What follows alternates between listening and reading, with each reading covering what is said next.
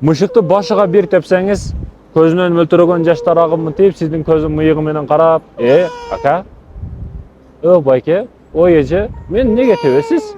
Деп мынтип башкача көз караш менен карайт го, билесизби? Ошол күндөрдүн биринде мен ушундай погода болуп атат, кетип атсам бир көлөкөдө мышык турат да. Мынтип башкача карады, мен сени түшүндүм дедим дагы, аркага кайра барып магазинден кайткан элем. Барып мышыктын тамактарын алып келип, мышыктын тамактарын бердим, жеди. Анан басып кетип атсам, аркамдан ээрчип алды. Анан мен сени түшүндүм деп дагы экинчи жолу түшүнүп, кучагыма алып, кайра дагы магазинге барып, мышыктын шампундары, башка бирдекелерин алып келип, кайра аны менен бир ванна кылып, душ кылып, жуундуруп, тарандырып, красавчик кылып, үйдө багышты баштадым. Мышык ушундай сонун жаныбар, үйдө өтө мага үйрөнүп калды, мен дагы ага үйрөнүп калдым. Эми биз үйдө анча турбайбыз, көп турбайбыз. Сапарлар болгонуна байланыштуу экинчи этажда атайын эшигин ачып коюп, айнегин ачып коюп кетип калам. Анан тоюп, красавчик болуп, сонун болуп баштагандан кийин эле кылыктары чыга баштады. Баягы көзүм немеси менен бири-бирибизге карап, жаныбардын да тилин түшүнгөнгө аракет кылып, баягы парасат керек да бул нерсеге. Болгону жакшына укканды, түшүнгөндү билиш керек. Мышык менен сүйлөшүп отуруп, ал мени карайт, мен аны карайм, экөөбүз жалгыздыкта, түбөлүккө жалгызбыз деген маселе бар го. Ошого окшоп, баягы мышык дагы кийин өнөрлөрү чыгып, көрсө ал башка девушка табаптыр, кыз табаптыр. Ошого жакшына айт деп кайра айтам, ушинтип жакшы жакындан сүйлөшөбүз. Мышыкка темасыга кирүүдөн максат, урматтуу мекендешим, ушу мышыктан окуясын айтуудан максат, мышык темасын айтайын дедим. Пайгамбарыбыз саллаллаху алейхи вассалам сахабасы Абдурахман ибн Сахыр, ошол сахабага атайын Абу Хурайра деп туруп ат берет. Буга эмнеге ат беришине себепчи десеңиз, Абу Хурайра бул өтө мышыктарга жакын болуп, мышыктарды сүйүп, мышыктарды карап, тарап, чачын алып, башкасын кылып, мышыктарды сүйгөндүктөн пайгамбарыбыз Абу Хурайрасың сен деп ат берген да. Абу Хурайра бул мышыктардын атасы деген мааниге келет. Абу Хурайра экен. Дин пайгамбарыбыз саллаллаху алейхи вассалам мышык багууга чакырат, мышык силердин тегерегиңерде ошентип жүргөн өтө жакшы жаныбар деген сөздөрү бар. Ошондуктан мышык бакканга аракет кылышыбыз керек. Мышык багышыбыз керек. Бүгүн урматтуу мекендешим, динден кабары жок адамдар андай мындай деши мүмкүн мышык маселесин, бирок мышык ар тараптан пайда. Сизге, ден соолугуңузга ар тараптан пайда жаныбар. Ит баккандан көрө мышык бак үйүңдө. Ошондой урматтуу мекендешим, менин бир ушул жерде мышыктын өч алышы маселесине дагы бир окуяны айтып берсем болбойт. Бул жаңы келин болуп келдим. Келин болуп, ошондой кайненем менен келишпейм, кухня жак, ашкана жак, кызы чуу, үй эми ушунчалык адамды чарчата турган жер да, чындыгында. Өзгөчө аялдарга, себеби үйдө аял киши эч качан эс албайт, чарчайт.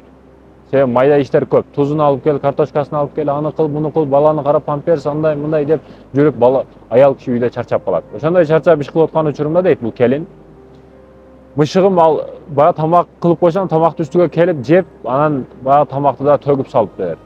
Ачуум чыгып, баягы мышыктын кичинекей мышык, баласы мышыктын. Алып кармап туруп, барып ташка уруп, башын жанчып, өлтүрүп салдым дейт да. Ушунчалык аянычтуу түрдө өлтүрдүм. Кийин арадан бир канча күн өтүп, убакыт өтүп, баягы ойлонгонду баштадым. Неге өлтүрдүм экен, неге кылдым экен деп.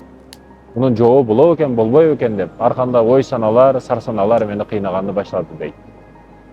Бирок убакыт өтүп, балалуу болдук. Уул перзенттүү болдук. Перзентибиздин дагы атын жакшы ниетте, жакшы кыргызга кызмат кылган улуу инсандардан болсун деген максатта Абдурахман койдук. Кудайдын кулу болсун, кыргызга кызмат кылган улуу инсандардан болсун деген максатта атын койдук. Балабыз чоңое баштады. Балабыз чоңоюп, ичине басып чуркап кыймыл аракет кылгандан кийин эшекти өтө жакшы көрөт эле дейт да. Эшекти аягынан өтүп, биягынан өтүп, дөмөгө шарларды, куйругуга шарларды байлап коюп, ар кандай кылып безектеп эшекти жакшы көрчү эле дейт да.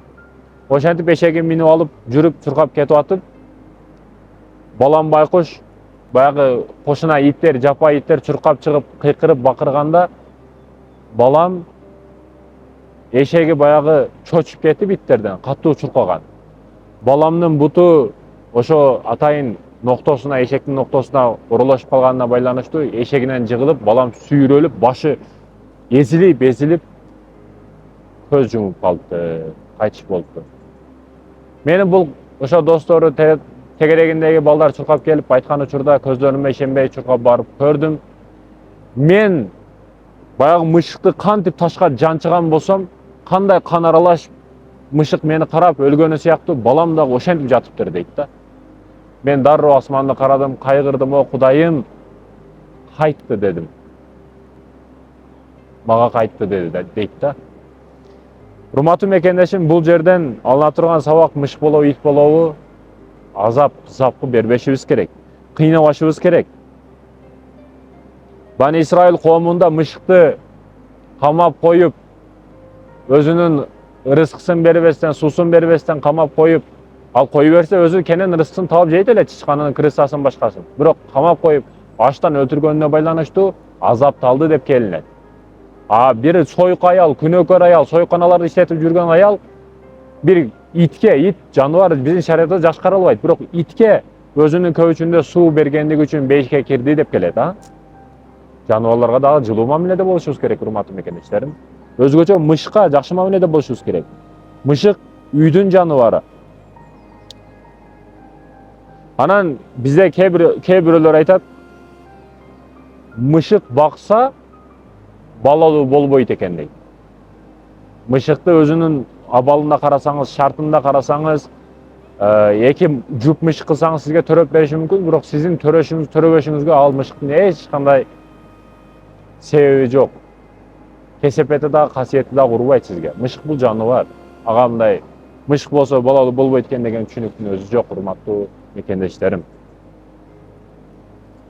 Анан мышык маселеси, мышыктын убалы урушу мүмкүн. Убалы урат дагы. Окуялардан мындай сабак алып атсак, түшүнүп аткан болсоңуз эгер, бул нерседе көп хикматтар бар.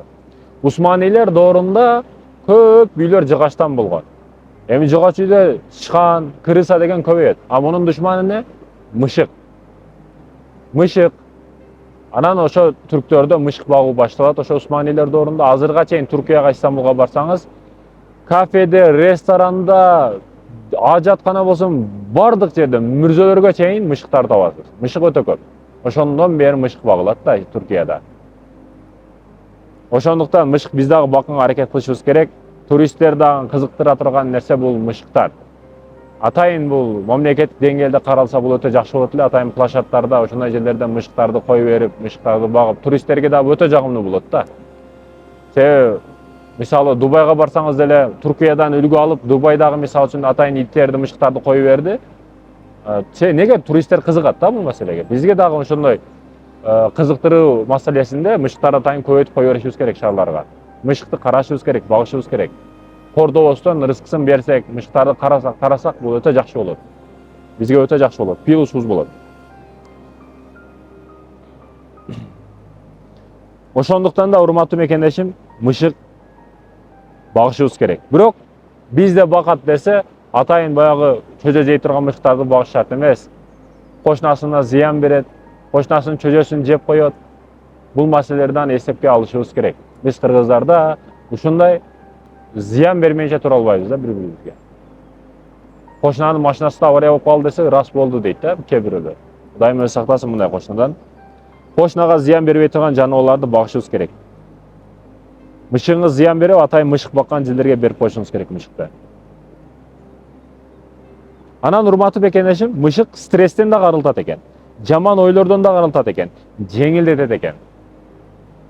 Мышык ошондой келип мынтип алдыңызга мынтип сүйкөлүшү, мынтип буттарыңызга келип өзүн ышкалашы, ал жылуулук да сизге сезимдерди берет. Стресстен, жаман ойлордон арылтат. Ошондуктан да мышык багышыңыз керек экен. Мен урматтуу мекендешим, Истанбулда бир адам хидаятка келдим дейт да. Кантип хидаятка келдиңиз? Мен ушу мышык себепчи болду дейт. Түрк. Не себепчи болду? Бул ошондой ичип чегип ар кандай арам иштерди кылып жүргөн учурумда мышык балыкты кармап бир жерге кирип кетти дейт да. Үйгө кирип кетти, эшиктен кирип кетти. Анан мен кирип мынтип карасам, бир апа дуа кылып атыптыр. Oozunda mышык балык менен кирип кеткен үй. Аны апа дуа кылып атыптыр. Орукчан балама мышык аркылуу балыкты рызык кылып бергениңе шүгүр, Аллахым деп дуа кылып атыптыр. Анан жакындап келдим. Апа ушундай болду, бул мышык ушундай келдиби десе, ооба ушинтип келди деп айткандан кийин өзгөчө бактылуу болуп калдым мышыкты карап. Анан ошактагы бир имамга ушул маселени айттым. Айтсам баягы акылдуу адам, сен кантип ушу мышыктын мисалын түшүнбөдүңбү? Кудай Таала сага ушул жерде не белги берди. Аларга барып сен жардам берген, рызкысын берген, продуктасын жардам берген дегени дейт. Айтты. Андан кийин бардым. Ошолорго барып продуктасын, жемиштерин бардыгын берип, аларды карамай болдум. Баягыдан ырахат алып, өзүм дагы бактылуу болуп, намаз окушума ошол мышык себепчи болуп калды дейт да. Көрдүңүз, урматтуу мекендештерим, мындай окуяларды көп айтсак болот мышык тууралуу. Хидаятка мышык аркылуу келген адам, а? Ошондой окуялардын бири, урматтуу мекендешим, улуу уламалардын бири, алымдардын бири каза болуп, башка уламанын түшүнө кирет экен, алым түшүнө. Түшүнө эмне дейт? О, алым, сиз жашоодо өтө бактылуу адам эдиңиз, көп иманга, исламга кызмат кылдыңыз, көптөгөн китептерди жаздыңыз, Кудай Таала сиздин неме сыйлады деп суроо берет экен. Баягы алым улуулардын бири жооп берет экен. Мен ойлодум, туткан орозом, кылган кызматым, жазган китептерим жардам берет деп. Жок. Түшүмдө болуп аткан окуя деп айтат болду. Алым айтып атат, жооп берип атат, не дейт? Мен ушундай сыйлады Аллах Таала, мен ойлодум зекетим, орозом бардыгы жардам берет деп. Жок. Жолдо баратып бир жерде кыйналып жаткан мышыкты көрдүм эле. Аны алдым, кучагыма кучактадым, жылуу кылдым, жылууладым. Курсагын тойгоздум. Андан кийин ошону багып тарадым, карадым. Ошол нерсе мага себепчи болду. Сен биздин жаныбарыбызды кандай сыйлаганың сыяктуу, биз дагы сени сыйлуу, урматтуу кылдык деп, ошондо бизди бейишчил инсандардан кылды, бактылуу кылды деп. Ошентип түшүндү айтат да. Карасаңыз, урматтуу мекендешим, а? Балким бизге дагы кылып жаткан иштерибиз, амалдарыбыз жардам бербей калышы мүмкүн. Балким жаныбарларга, адамдарга кылып жаткан амалдарыбыз кол келиши мүмкүн. Ошондой окуялардан, урматтуу мекендешим, бул Багдад көчөлөрүндө болуп өтөт, а? Багдад көчөлөрүнө басып баратып ошо мышык табылат экен. Анан, урматтуу мекендешим, бир адам телефон болот, апаңыз оор абалда больницада жатат. Анан бул да больницага шашып кеткенди баштайт. Заправкага кирип бензинди куюп алайын деп кирсе, мышык өлөйүн деп жатат. Заправкага кирип, атайын тамактарын алып, башкасын алып, мышыкты да карап ошол жерде. Караса, балдары дагы бар экен. Бул кандай мышык, каралбайбы? Заправкачы жооп берип, жок, каралбайт. Ушу жапайы келип, ушакта төрөп калган мышык дейт экен да. Анда муну мен караймын деп, баягы жерде тамагын берип, башкасын берип, машинасына аркасына салып алып, больницага келет экен. Эми ар дайым караймын деген максатта. Анан кирип, оор абалы оор деп чалган апасынын врачы кирсе, врачы сүйүнгөн, кубанган абалда, апаңыз абалы жакшы, мужиза, бир керемет иш жүз берди деп апасына жолтурат экен. Апасы айтып берип окуяны, оор абалда элем, бир караңгылыктын ичине кирип кетип жатканда, бирок бир мышык, мышыктын балдары мага карап дуа кылып жатты. Аллахым ушу апага ден соолук берген, деп дуа кылып жатты, шифа берген деп жатты. Ошонун себебинен мен айыгып кеттим, болуп көрбөгөн даражада дейт да. Мен да өзүм да түшүнбөйм, бирок ушундай абалым жакшы болуп калды деп айтып берет. Албетте мышык, урматтуу мекендештерим, мышык. Апасы не? Больницада оор абалда мужиза жүз берди. Айтайын дегеним, урматтуу мекендешим, мышыкты карайлы, мышыкты тарайлы, мышык бакканга аракет кылайлы. Ассаламу алейкум ва рахматуллахи ва баракатух.